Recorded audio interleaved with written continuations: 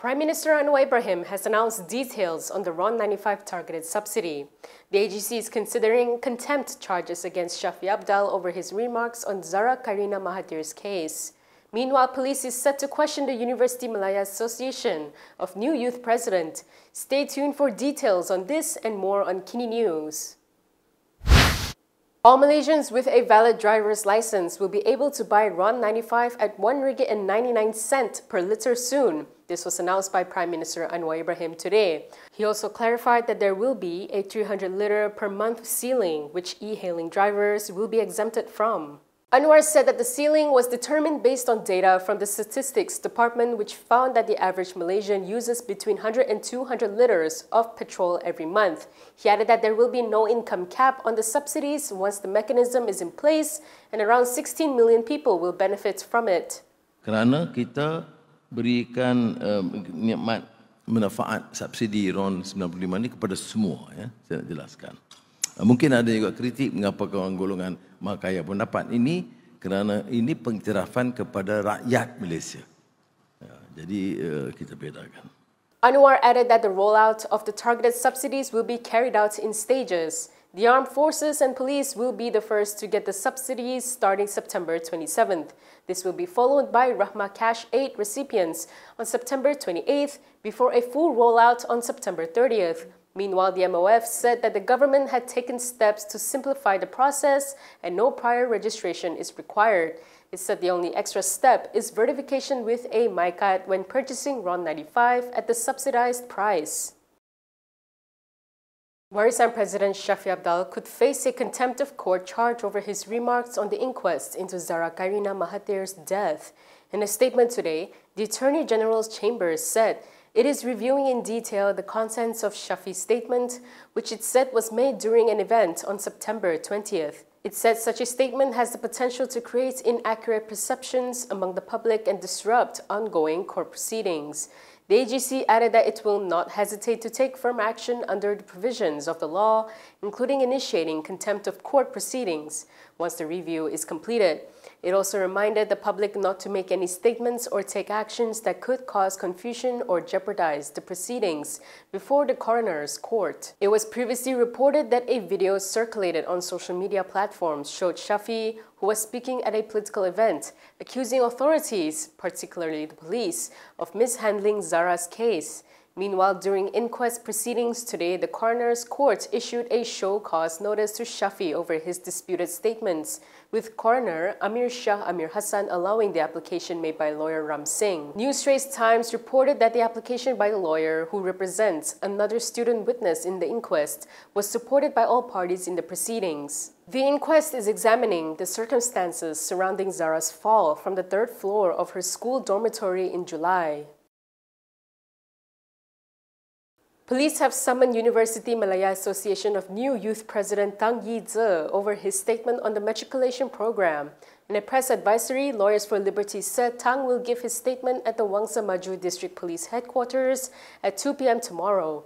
It said the investigation is under Section 505(b) of the Penal Code for statements conducive to public mischief and Section 233 of the Communications and Multimedia Act 1998 for improper use of network facilities. It added that Tang will be accompanied by LFL Director Zaid Malik. Section 505(b) carries a penalty of up to 2 years imprisonment, a fine or both, while Section 233 provides for a fine of up to 500,000 ringgit, a jail term for up to 2 years or both. On September 18th, police recorded a statement from Malaysia Kini journalist Shakira Buang over the article quoting Tang, in which he urged the Higher Education Ministry to abolish the matriculation program and adopt STPM as the sole qualification for public university entry. Umani has since apologized, explaining that it had used the wrong term and had meant to suggest a merger with the STPM exam. Previously, on September 12, Umani submitted a memorandum to the Higher Education Ministry highlighting the proposal as the most effective way to address concerns over admission quotas. From now on, you can also listen to KiniNews on Spotify and Apple Podcasts. Scan the QR code on the screen to follow us. DAP Secretary General Anthony Loke said the next general election should be used to reset and streamline Malaysia's parliament and peninsula state election cycles. This could mean that G16 might take place late next year or in early 2027. Over the past 5 years, the peninsular state elections have been held across 4 different cycles. This started with the snap polls in Malacca in 2021 and Johor in 2022. Then 6 states, Selangor Negeri Sembilan, Penang, Kedah, Kelantan, and Terengganu, held their elections separately from GE15. Only Perlis, Perak, and Pahang still share the same cycle as Parliament. If the timeline is to be reset, G16 must be held before the end of the current Malacca State Assembly term.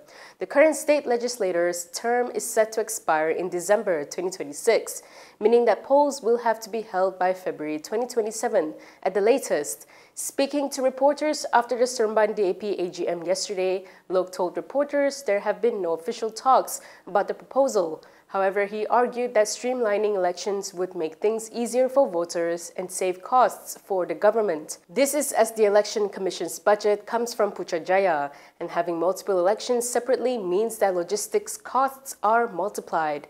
Loke added that this decision is the prerogative of the Prime Minister. The decision to streamline elections will also require cooperation from all the peninsula state governments. PAS Information Chief Ahmad Fadli Shari has hit out at DAP Secretary General Anthony Loke. This was in response to Loke's remarks as reported by Utusan Malaysia on strained ties between PAS and Bersatu over Perikatan Nasional's Prime Minister candidate and wanting to dominate political coalitions. In response, Fadli said that Loke should buy a big mirror and look at DAP's own face.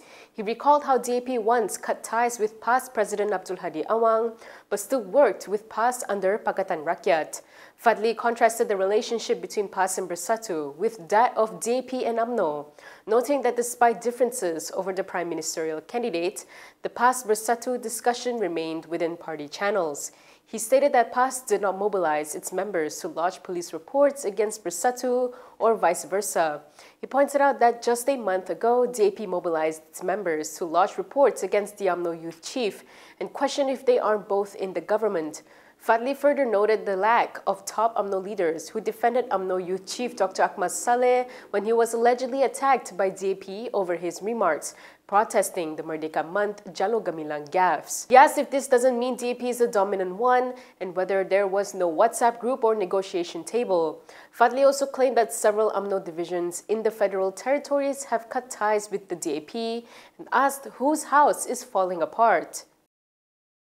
If you like the stories we produce, consider supporting us by subscribing to Malaysia Kini. Click the link in the description below or scan the QR code on your screen to subscribe. Britain, Canada, and Australia has announced their official recognition of an independent state of Palestine.